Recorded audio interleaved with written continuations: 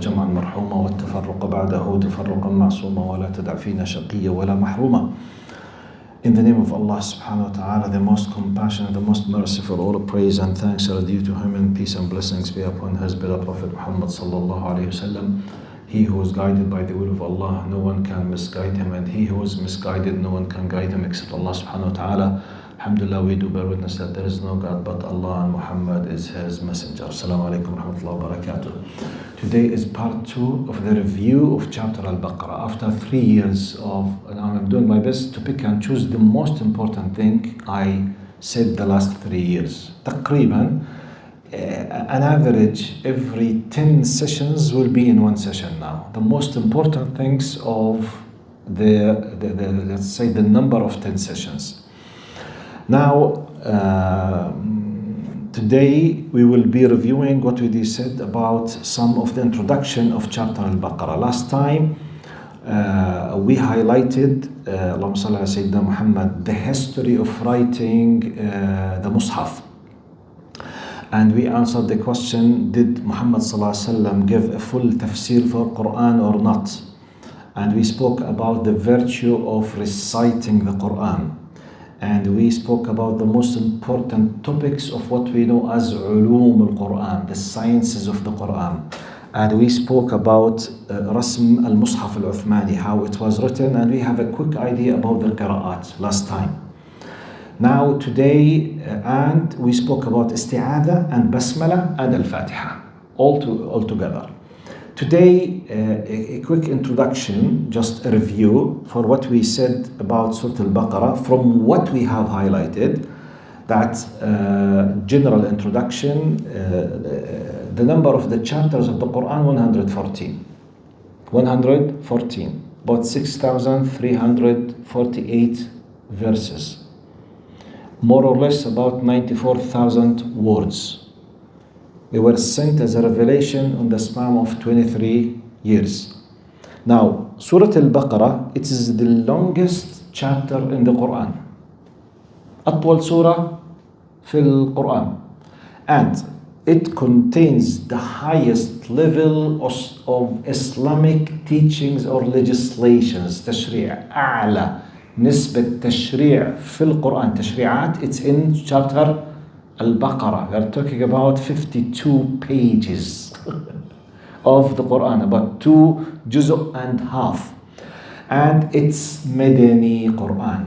And just to remind, it's from the Madani Quran, which distinguished by the tashri'at, with the legislations. Unlike the Makki. The Makki, it was debates, aqidah, fixing the aqidah, attacking the disbelievers, fixing the main ideas of the aqidah, while when everything settled down as in the Islamic state later, they started receiving the legislations and the teachings about various things. It's 286 verses. From the most important topics, it contains tens of topics, but very quickly. At the beginning, Allah divided the people into three main categories from Islamic point of view. Believer, disbeliever, munafiq. The munafiq or the hypocrite is a disbeliever, but Allah gave them a special category under the disbelievers. So this is the most important categories according to the Quran. The story of Adam. Before that, the story of the beginning of the creation. And a lot of aspects of the big, huge story of the children of Israel. The children of Yaqub alayhi salam. In chapter al-Baqarah, they have maybe the highest, more or less, let's say, portion of their history inside chapter al-Baqarah. So when you read chapter al-Baqarah, as if you have mastered the most important things about the history of the children of Israel in Surah al-Baqarah. Now, the conflict between Adam and his offspring from one side, and Iblis and his dhurriya from one side, because Allah subhanahu wa ta'ala explained that to us. Now, part of chapter al-Baqarah, Allah showed us how Sulaiman alayhi salam was innocent from the accusation that he used to use the magic, as he was accused by some of the children of Israel. وَاتَّبَعُوا مَا تَتْلُو الشَّيَاطِينَ عَلَى مُلْكِ سُلَيْمَانَ وَمَا كَفَرَ سُلَيْمَانَ. Which means Allah is telling us that some people from the previous scripture, they were accusing Sulaiman alayhi salam that he committed kufr. And subhanallah, alhamdulillah, we are the only group of believers who are defending the prophets, by the way. Even the prophets of others. Yani Maryam alayhi salam, who's protecting her reputation like Muslims. By the way, even in Christianity, they don't have what we have in protecting her. Even in Christianity. Even though she's considered the mother of God for the Catholics and she has a divine aspect, yet what we have about protecting her reputation is better than what the Catholic they have about her. So this is part of the Surah al-Baqarah about Sulaiman alayhi salam. Allahumma salli ala Sayyidina Muhammad. It contains the story of Ibrahim alayhi salam and Ismail alayhi salam and building the Kaaba, which is a major issue for us as well. And then it contains a very specific Islamic legislation such as al-Qisas, which is when someone kills someone else, how, or anyone harms anyone else physically by his body, starting from the top, which is killing, up to the least of any kind of physical harm to the body. This is called what? Qasas. Okay? And it contains a dain, the debt, al-wasiyah, the will, al-siyam, fasting, Ramadan, drinking the al-khamr, al-kuhul, al-qimar, gambling, al-rada', the breastfeeding, al-sadaqah, charity, the infaq. If you remember, it took us about 22 verses for about maybe seven sessions talking just about charity in Surah al-Baqarah, if you remember. 7 sessions, but 22 verses just to discuss our relation with money, which is simple part of chapter al-Baqarah, and our relation with the previous prophets at the end. آمن الرسول بما أنزل إليه من ربه والمؤمنون. We highlighted as well عدة أحاديث في فضل سورة البقرة, the virtue of reciting al-Baqarah in specific. Al-Baqarah and Al-Imran, they have a very specific virtue in terms of recitation. Baqarah, Al-Imran, Prophet Muhammad in many ahadith, but Al-Baqarah in specific, Prophet Muhammad said, as Imam Muslim narrated, لا تجعلوا بيوتكم مقابر إن الشيطان يفر من البيت الذي تقرأ فيه سورة البقرة. Hadith sahih. Shaitan flee from the house in which al-Baqarah is recited. Whether you recite it or just let the recorder, the Baqarah to be recited is in specific. Shayateen. And part of our faith. It's not a philosophy. We believe in the existence of the jinn and the shayateen, and we know they do whisper and they do influence and they do help. وَأَنَّهُ كَانَ رِجَالٌ مِنَ الْإِنسِ يَعُوذُونَ بِرِجَالٍ مِنَ الْجِنِّ فَزَادُوهُمْ رَهَقًا. Allah is telling us that some people, and we know those people who deal with them, they do the sihr, the magic, and they commit a kufr, and they do harm the people. One of the best ways to be protected from the influence of sihr and shayateen, reciting Surah al-Baqarah. Period. So chapter al-Baqarah, it's not anything. No, it's something, has a very specific status in the Quran. From what we highlighted as well, the beginning of chapter al-Baqarah, Alif Lam Mim, we said one of the very strong opinions that it's like a challenge that the Quran that you will be reciting now, it contains from these simple alphabets, letters, Alif, Lam, Mim. Bring like it if you can. Because Allah subhanahu wa ta'ala was challenging them. Because the Quran is a book of guidance which contains a lot of knowledge and a lot of challenge and a lot of, deep things about many things in this life. Bring if you can something like that. Up to this moment, subhanallah, سنريهم آياتنا في الآفاق وفي أنفسهم حتى يتبين لهم أنه الحق. We will keep showing them in the horizons and within themselves our signs, our proofs, our ayat, till it becomes clear to them that it is the haqq, it is the truth. And Allah subhanahu wa ta'ala is showing us day after day. In that time, the biggest challenge was rhetorical, balaghi. For us, it could be scientific. 1,000 ayah out of about 6,300 ayah, it contains what we call now scientific facts. Tens of them. Allah is challenging us. For example, the footprint. بَلَا قَادِرِينَ عَلَىٰ أَن نُسَوِّيَ بَنَانَهُ. Allah is challenging. It's not just I will bring you back from to death, but I will reshape your fingerprint again as it was. Who on earth 1400 years ago had an idea that every one of us had a unique footprint? Who? Who? If anyone can claim, bring you proof. No one. Where did Muhammad ﷺ, the simple, humble, Arab, illiterate person, where did he bring this from? This is 1 out of 1,000. Are you with me? Where? And we have, as I told you, when we speak about Richard Varley, for example, وَالسَّمَاءَ بَنَيْنَاهَا بِأَيْدٍ وَإِنَّا لَمُوسِعُونَ. We have built the heavens in might, and we are still expanding it. How did Muhammad know that the universe is still expanding up to that day? This is a physical fact now. All physicians, all scientists, they know that the universe is what? Expanding, by the way, in the speed of the light. It's not just expanding in the speed of the light. How did Muhammad ﷺ know?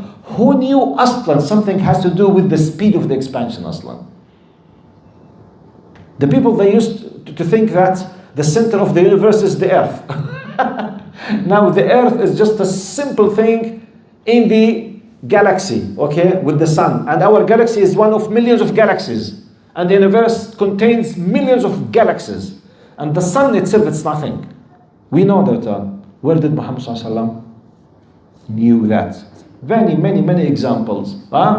يجعل صدره ضيقا حرجا كأنما يصعد في السماء. Allah is challenging that those who disbelieve in Allah, Allah will let their chests inside themselves be narrow like the one who is lacking the oxygen when he is going in the upper layers of the atmosphere. يجعل صدره ضيق كأنما يصعد في السماء. Who was traveling, up at that time? Who knew that there is less oxygen in the higher layers of the atmosphere? Who knew that? When did we discover that? Do you know? I have no idea, but I know that it's just either tens of years or 100, 150 years. Just because before that they used to have the big شو اسمهم منطاد balloons, منطاد, big balloons. And for example, the aeroplanes, just 110 years, 120 years. So they used to go just for how many thousands years at the beginning of the flights? 3,000, 4,000 feet? They used just to flight something maybe 1 or 2 kilometers, 3 kilometers, which is nothing. We had just recently discovered that when you go up, you will have less oxygen. Therefore, you will breathe what? With hardship. You see. No one knew that. No one. How come the Quran says, your chests will be in difficulty like the one who's going up? How did Muhammad know that? I gave you just 4 examples out of 1,000. And this is the meaning when I say the Quran is challenging. Starting from Alif, Lam, Mim. It's a message of challenge. Just to humble yourself. Anyone who's listening to this Quran. And it depends. Where are you from? If you are a doctor of medicine, you will find something that will challenge you. The levels of the creation of the fetus inside the womb, for example. If you are a physician, you will find like these examples. If you are a geologian, for example, والجبال أوتادا, you will find something that will touch your heart and will challenge you. And the beginning of chapter Al-Baqarah, Alif Lam Mim.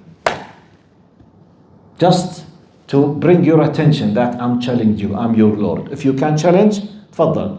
And because we have other verses, we highlighted that Allah subhanahu wa ta'ala divided at the beginning of Al-Baqarah, divided the people into three main categories. And the interesting thing, the first category is believers. Second category, non-believers, mu'mineen kuffar. Third category, hypocrites. Now the interesting thing, 5 verses for believers. ألف لام ميم ذلك الكتاب لا ريب فيه وبالآخرة هم يوقنون. 2 verses for the kuffar. The direct, clear kuffar, which is just 2 verses. Then 13 verses for the munafiqeen, the hypocrites, to show you how dangerous they are. How the direct kuffar, direct. I reject you and I will fight you, I hate you, period. The munafiq, he is a kafir, but he's what? Hiding himself. He's undercover. So subhanallah, in total disbelievers, 15 verses, believers 5 verses, which means to know who hate you has the importance 3 times than knowing who you should be. Okay, very clear. ألف لام ميم ذلك الكتاب لا ريب هدى للمتقين يؤمنون بالغيب يقيمون الصلاة ومما رزقناهم ينفقون. What else? Then you have 75% of importance to know who's your enemy and how they think and what's their mentality. وإذا لقوا الذين آمنوا قالوا آمنا وإذا خلوا إلى شياطينهم قالوا إنا معكم إنما نحن مستهزئون الله يستهزئ بهم ويمدهم في طغيانهم يعمهون. Showing how they operate behind the scenes. You need to know that. It's part of your reality. Subhanallah. This is one of the things that we highlighted that time. Allahumma salli ala Sayyidina Muhammad. And one of the realities that the Quran says, that there's a group of the people, whatever you do, they will disbelieve. It has nothing to do whether you succeeded in conveying the truth or not. They don't want. This is a reality. Whatever you do, قالوا إنما نحن مستهزئون. الله يستهزئ بهم ويمدهم في طغيانهم يعمهون. Whatever you do, they don't want. Now after that, اللهم صل على سيدنا محمد. So Allah, one of the things that I highlighted at that time, because Allah subhanahu wa ta'ala clearly distinguished that we have this category, this category, this category. The believers, He gave us the most important characteristics of them. The disbelievers, He called them kuffar. I said that many times and I repeat it very quickly. Al-kufr is a terminology that it has a specific meaning in Islam, which is the rejection and denial. When someone rejects something and denies it while he knows it, he's called, as a terminology, a kafir. The example that I always keep using, the word to cover in English has been taken from the word kafara in Arabic. Kafar, to cover, the same. So the English took it from the Arabic, which means to hide, to cover. When you cover something, okay, I'm covering that, I'm covering that, okay, I'm covering that. This is to cover, okay? Now, this is the original root verb of the meaning. Why we use kafara, which means to cover, to talk about rejection and denial.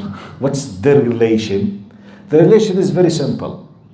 We understand this from وَجَحَدُوا بِهَا وَاسْتَيْقَنَتْهَا أَنفُسُهُمْ ظُلْمًا وَعُلُوًّا. They denied it even though for certainty they realized it, they know it. And the example that I always use, if I'm, for example, holding my glasses now, if someone asked me, do you hold your glass, for example, I'm covering now, I'm hiding now. If someone asked me, do you hold your glasses with you, I say no, even though I do. I have it now. You can't see them, but I know because I'm actually holding them. I'm 100% sure that I have them. When you ask me, do you hold your glasses, I say no. I'm doing the act of kufr now, linguistically. I'm hiding, covering the truth that I know and pretending as if I don't know. This is kufr. So this is exactly now. When Allah says, for example, to Abu Jahl, Abu Lahab, Umayyah ibn Khalaf, this is Prophet of Allah. They know he's the Prophet of Allah. But they say, we don't recognize the Prophet. When some of the followers of the people of the book, many verses, ولما جاءهم كتاب من عند الله مصدق لما معهم وكانوا من قبل يستفتحون على الذين كفروا فلما جاءهم ما عرفوا كفروا به فلعنة الله على الكافرين. They were waiting for him. It's not just they know, they were waiting. They have his exact description, literally, the place where he will be sent, the surrounding geographical areas by names, some his physical characteristics. شو اسمها الشامة؟ شامة ها؟ نيفاس؟ لا مش اشي مارك بيقولوا سكن بيرث مارك. يس this is what I want. جزاكم الله خير. هذا يمكن اسم العلمي اللاتيني. احنا مش دكاترة يا عمي خفوا علينا الله يسعدكم. احنا you know he's a doctor. So that's what he's using the Latin word for me. عمي احنا يلا نحكي انجليزي احنا. The birthmark. You know there is a birthmark, you know, between his shoulders. They read about it in their books, and some of the rabbis, they used to come to Prophet Muhammad to say, show me the birthmark. When they say it, they say, no, I'm sure that it's you. To this degree. So when they deny, this is kufr. So that's why, subhanAllah ta'ala, the Quran highlighted this with the specific verses at the very, very, very beginning.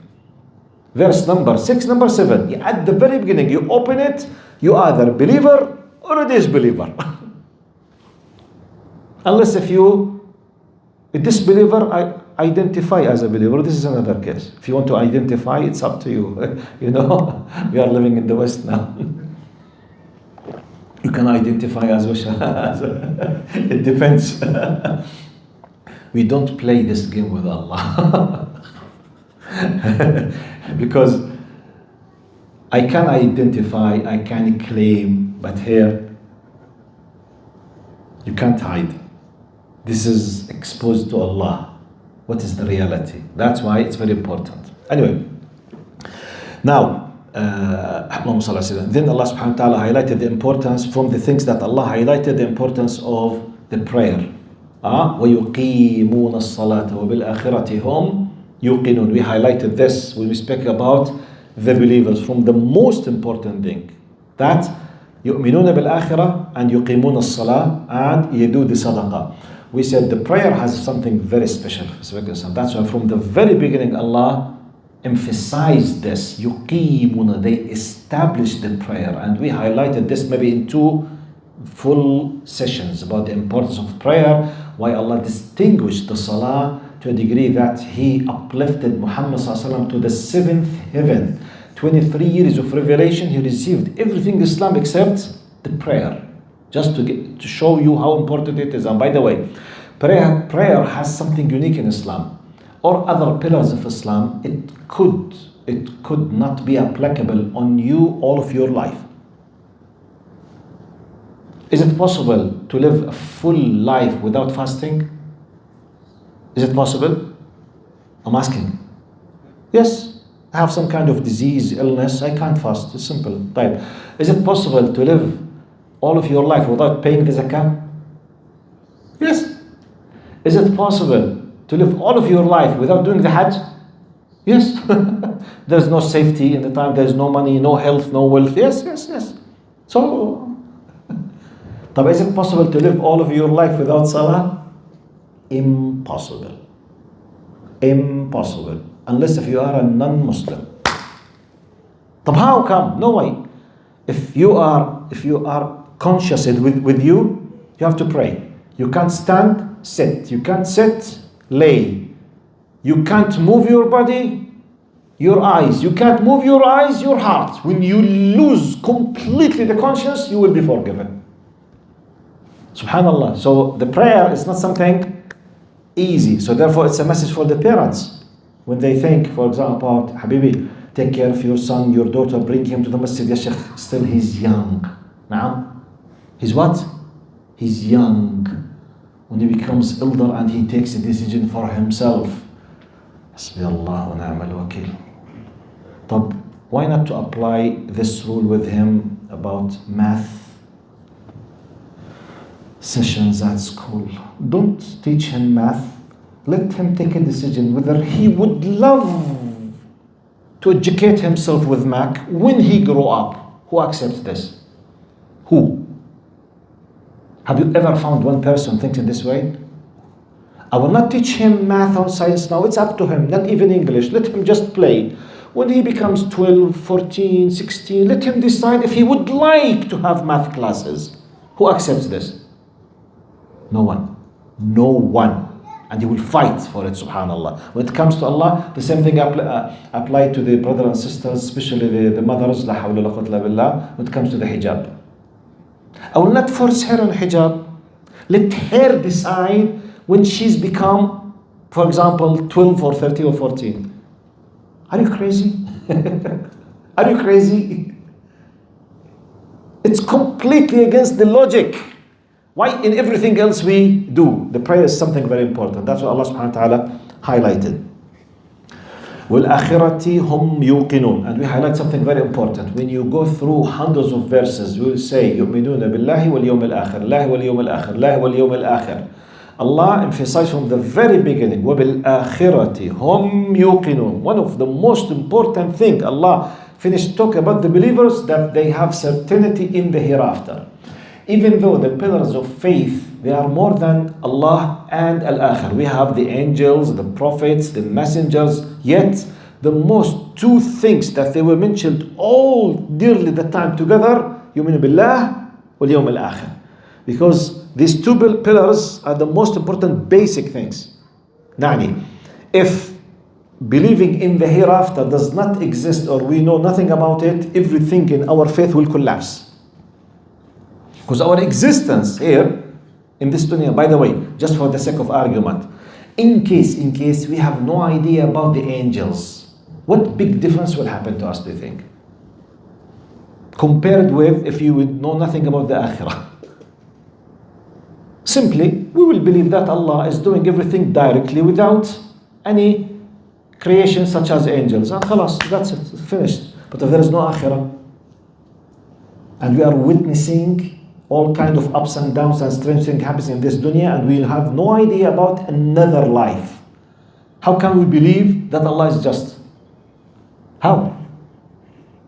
If you are witnessing a zalim, a dictator who's killing the people, and he escaped with it, no one took revenge, and no one was compensated, and all of us, we passed away, we have no idea what will happen after death. What will happen to our faith? Collapse. It's a basic pillar. That's why Allah subhanahu wa ta'ala says, وَبِالْآخِرَةِ هُمْ يُوقِنُونَ. Now, from the things that we discussed, قال هل يعذر الجاهل في مسائل الكفر والشرك? Is there an excuse for the kafir in case if he has an excuse? We gave two answers. In the dunya, it's not our business. For us, we have what we call أحكام دنيوية. يعني if someone denies Islam, he rejects Islam, I will apply on him أحكام الكفر والإيمان. Okay, which means if he rejected Islam, he will consider the kafir. As a kafir, I will not allow him to get married from my daughter. If he passed away, I will not pray the janazah on him. If he made a slaughter for any animal, I will not eat from his animal. This is called أحكام الدنيا, the legislations of this dunya.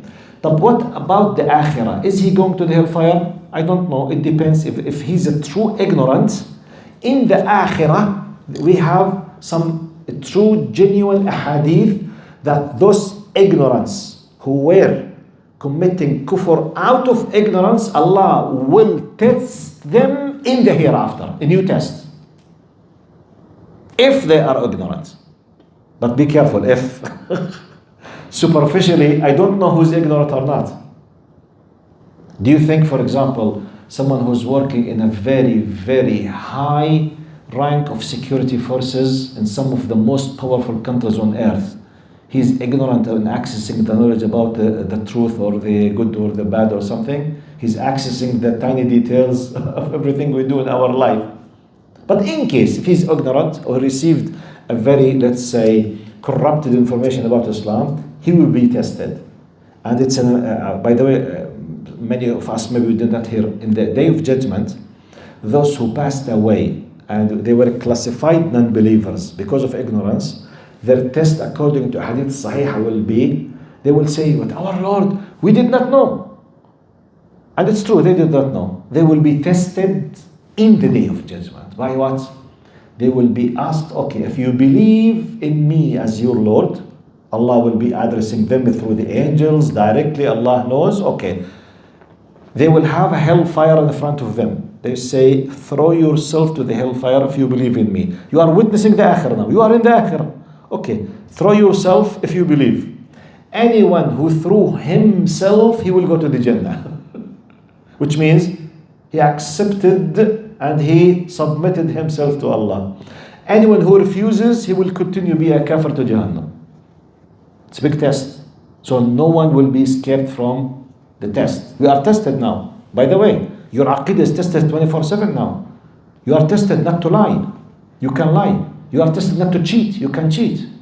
You have a big, pressure on you to achieve many things through cheating and lying. You don't do it.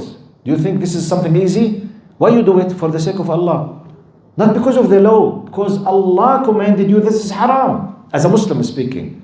As a non-Muslim, I don't know. But if I were a Muslim, we have a lot of opportunities to commit many things. By the way, all of us, we can be multimillionaires if you wish. We have many illegal ways to become like many other people. They go to the illegal things. But for us, haram things. We don't do it. Why? Because it's haram. But I can be a multimillionaire if I used illegal things. I can. Personally, to make myself, wallahi, I can if I want. But no, so it's haram. I will not do it. Is this a pressure a test or not? I'm not witnessing Allah physically now. I'm not seeing the akhirah physically, I believe. Because of this, we will be rewarded. The one who rejected, he will not escape from it. He will be tested there. So no one will escape. Subhanallah. This is part of what we said. Part of what we said as well. Allahumma salli ala Sayyidina Muhammad.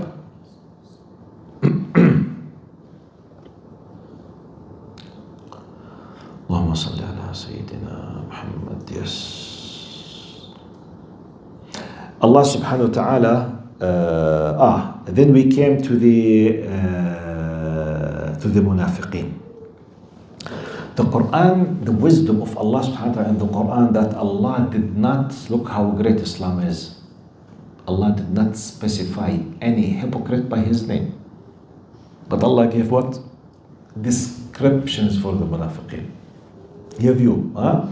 ومن الناس من يقول آمنا بالله وما هم بمؤمنين يخادعون الله والذين آمنوا وما يخدعون إلا أنفسهم وما يشعرون في قلوبهم مرض فزاد. Allah described, they pretend, they claim, they do, they have sickness, illness in their hearts. So highlighted the description, so that once you know the description, you can realize with whom you are dealing. This is from one angle. Now, one of the questions that we highlighted, which is, I'm picking and choosing the most important thing. Now, Allah subhanahu wa ta'ala said, في قلوبهم مرض. In their hearts there are disease.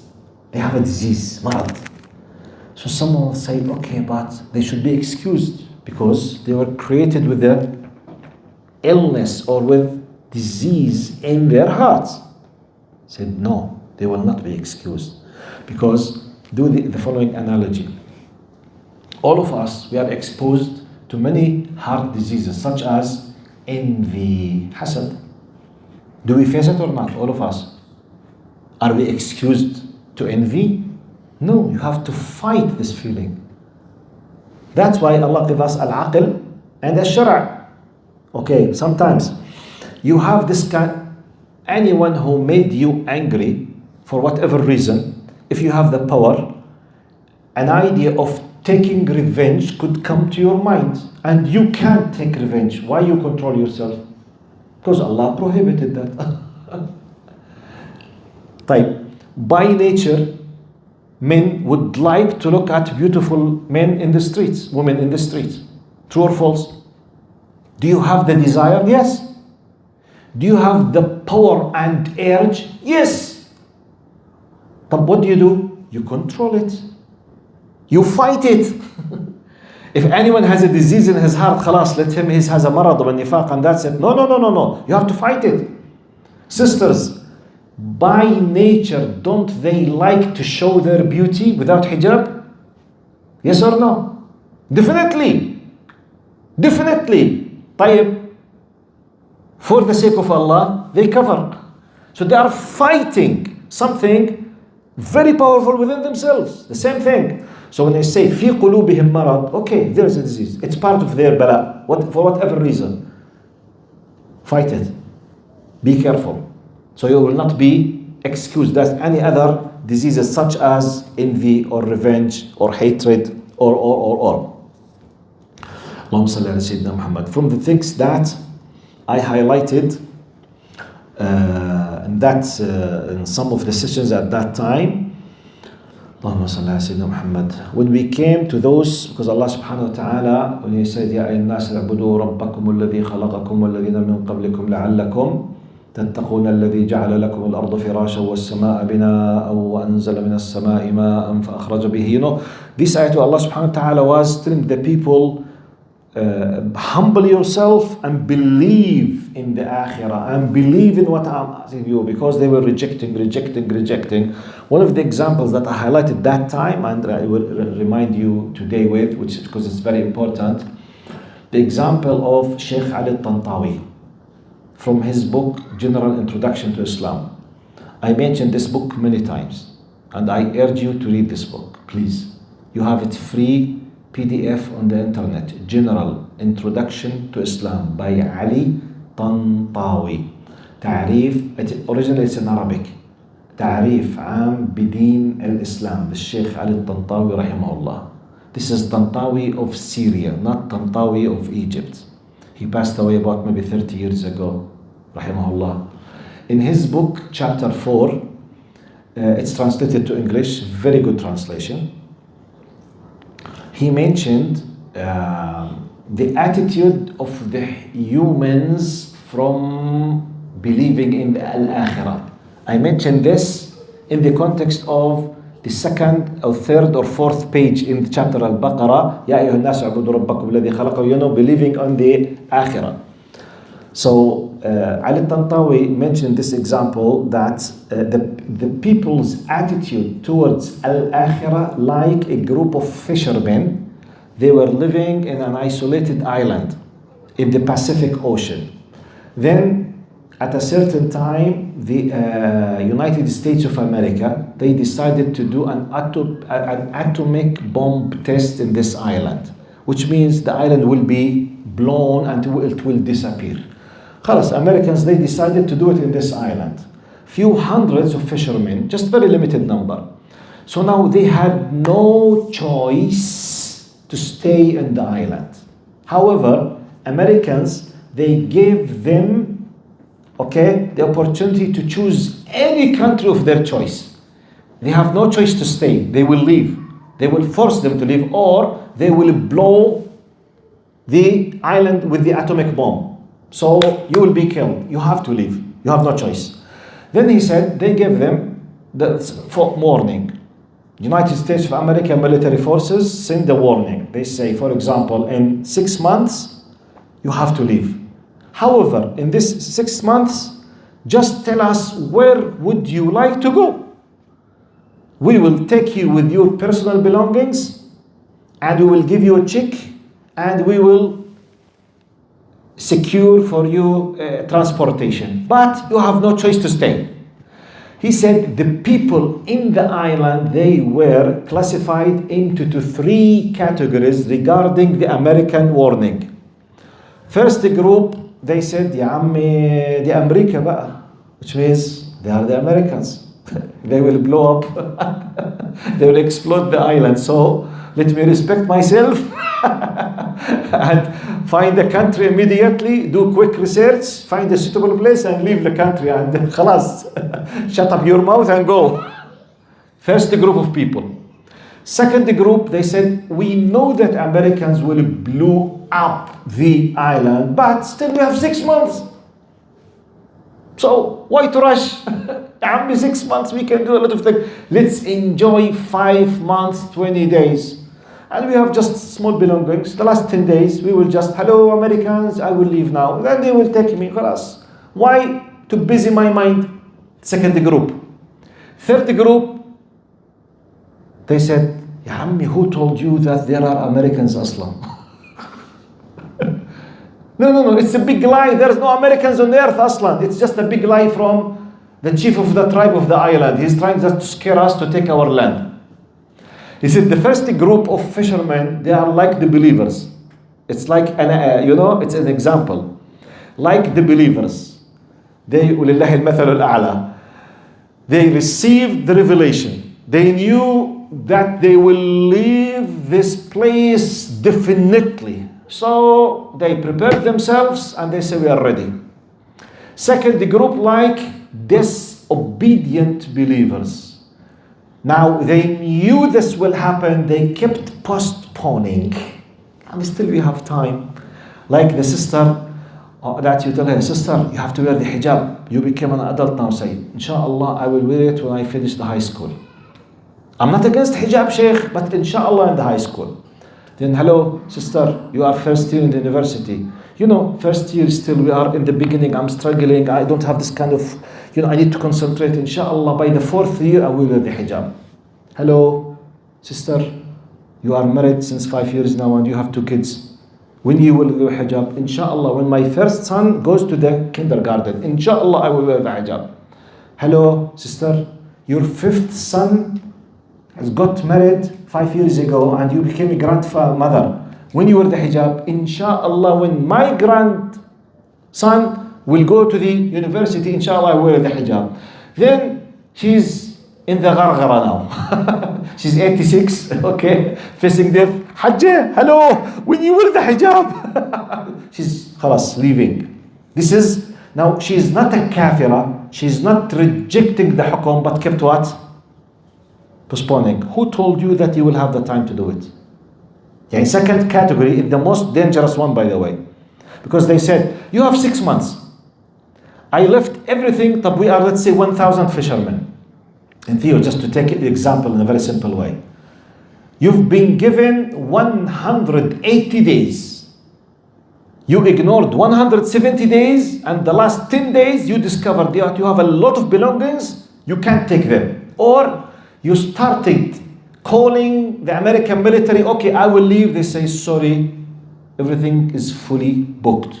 But we told you 6 months ago, you did not book. So sorry, sorry, khalas, time is finished. But I won't, you can't, because you can't prepare. Everything is booked, full. I'm just making simple. Second category. Third category, the deniers, al-mulhideen, atheists, communists, rejectors completely. Who told you that there is akhirah aslan? This is a big lie.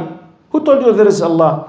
Don't let those Muslims, brainwash your brain. Enjoy your life, brother. Enjoy your life. You see? That's why I used at that time, because I'm choosing the most important things, by the way. I used that time, if you remember, the methodology of what if. Do you remember? The what if methodology? I used to use this methodology with some of my students. I used to have some atheist students in my classes. So some of them, they keep arguing, talking, then we can't. I say, look, the methodology of what if, I say, example, this is me as a believer, this is him as an atheist. I said, now I make this discussion between us. I say, if what I believe in as a believer happened to be false or not true, what I'm gonna lose? You, as an atheist, you believe that we came from the nothingness by the law of coincidence. And we are nothing, and we will be nothingness. Adam. صح? طيب. According to you, I thought as a believer that there is a hereafter. I thought I'm not supposed to lie, so I was an honest non-liar. طيب, I did not cheat, I did not kill, I did not lie, I did not, because I thought, okay, when I did these things, yes, I lost some certain things. I did not enjoy drinking alcohol. Alhamdulillah, I was not urinating on my pants in front of my kids, for example. I did not enjoy, yes, I lost the enjoyment of drinking alcohol. For example, I did not enjoy whatever, but I was enjoying the fact that I did not cheat, I did not lie, I did not kill, and the people respected me. Then when I came to death, according to you, Mr. Atheist, I will not say I discovered, because I will discover nothing, because I will be nothing.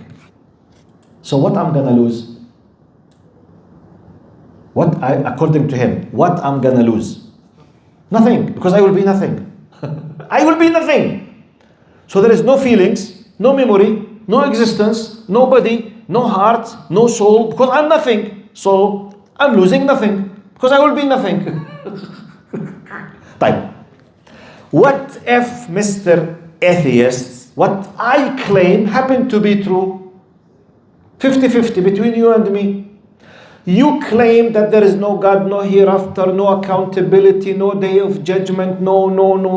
When you face death, everything فكشفنا عنك غطاءك فبصرك اليوم حديد. We have uncovered the cover on your eyes and your sights, and you have a very sharp sight. The angel of death is waiting, punishment is waiting, okay? Jahannam is waiting. What you will do? No way to return back, خلاص. For me, I'm not losing anything. For you, you will lose everything. That's why I said, what if what I believe happened to be true? May God be with your soul. You are the great loser. But for me, I'm losing nothing if I consider yours. So I don't care. You can't tell me, hey, if you don't believe in atheism, blah, blah, blah, will happen to you. You are threatening me with what? What? Nothing. Nothing. But there's something really scary if you don't believe. Sheikh, do you think that we have to be scared? طبعا you have to be scared from your Lord. Ya salam. What makes you loyal to the law in any country? Please say the truth. Your ethical rules? Let's be frank. The people, they abide to the law because of their ethics, or because of what? Because of the afraid of the punishment, and because of the power and enforcement of the law. True or false? All of us. Let the electricity stop now. All the CCTV camera stops. Or the police, for whatever, they don't operate. Wallahi, you see the people by thousands, they will become criminals. They will kill, they will rape, they will steal, they will destroy. And this happens many times in many countries.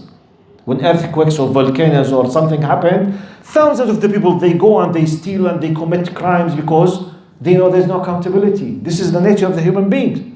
So, should we scared? طبعا, otherwise any one of us will be in the top rank of criminality. Wallahi. That's why we need to believe in Allah. Otherwise we will not humble ourselves. So this is from the important things we highlighted that time.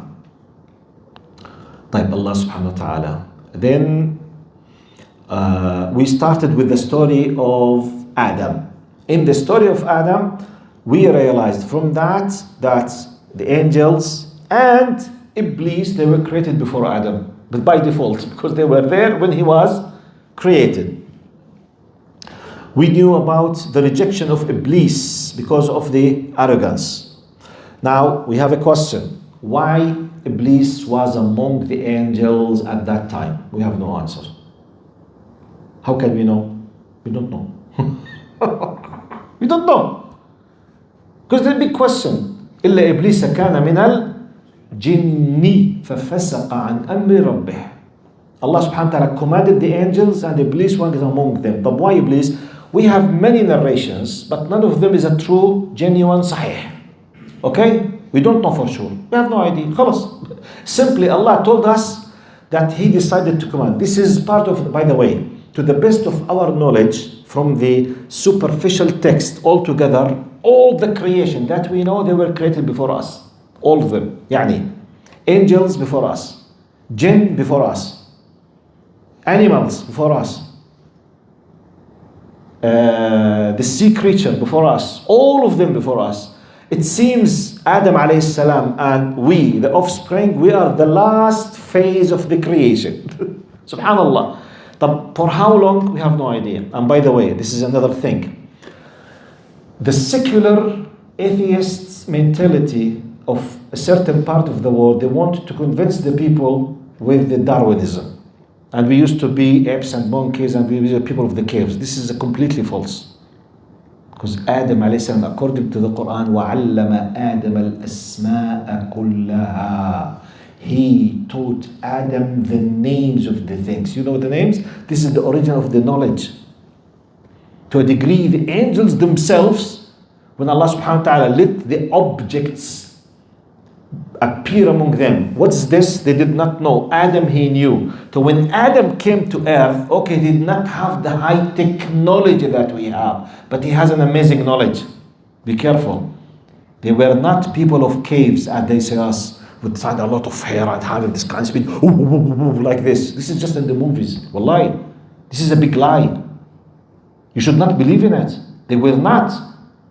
What's the meaning? علم آدم الأسماء كلها. He taught him the complete knowledge about the general things. He used to know this and that and this and that. To a degree, Allah subhanahu wa ta'ala, because of this knowledge, the secret of the soul and the knowledge, Allah commanded the angels to do sujood for him. And we knew from that at a certain time previously, sujood or prostration was allowed in Shara' ma qablana. It was accepted. Then Allah subhanahu wa ta'ala, starting from our Sharia, not allowed anymore. It used to happen.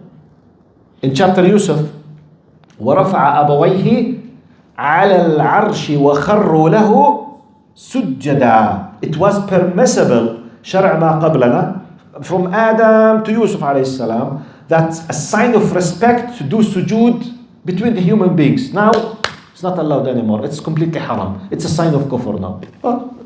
But I mean, what we need to know here, that some certain things we have no idea why. Iblis was there. We have no idea. He was there. And Adam had the upper hand. Allah subhanahu wa ta'ala honored him. So please don't accept this kind of the caveman and this kind of, because I mean all of those people, they try to fix this to support Darwinism. Because by the way, Darwinism is one of the pillars that they use to support atheism.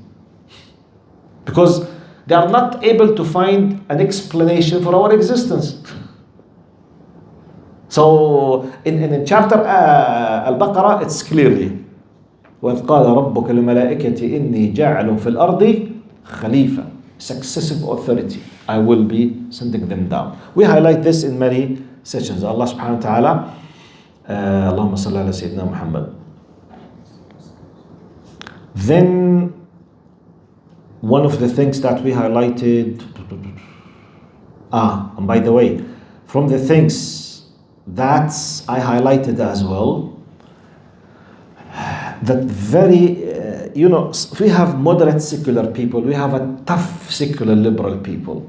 When you go to their literature, they consider people of religions like Muslims and Jews and Christians, they consider that a backward, stupid idiot with myth. They deny the whole possibility of the existence of Adam and Hawa.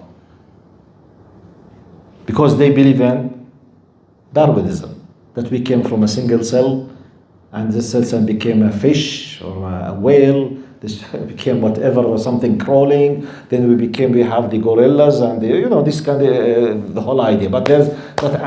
And we believers, we invented the story of Adam and Hawa. We have some people who believe in this just to support their faith. For us, it's clearly Allah subhanahu wa ta'ala mentioned in the Quran. Allahumma salli ala Sayyidina Muhammad. And the last thing, and I will stop today with it inshallah, it's good to know the following beautiful piece of knowledge, and this is the final one that I will cut. Now, Adam, his name Adam in Arabic, from قال آدم من أديم الأرض. Adim al-ard means the soil of the ground.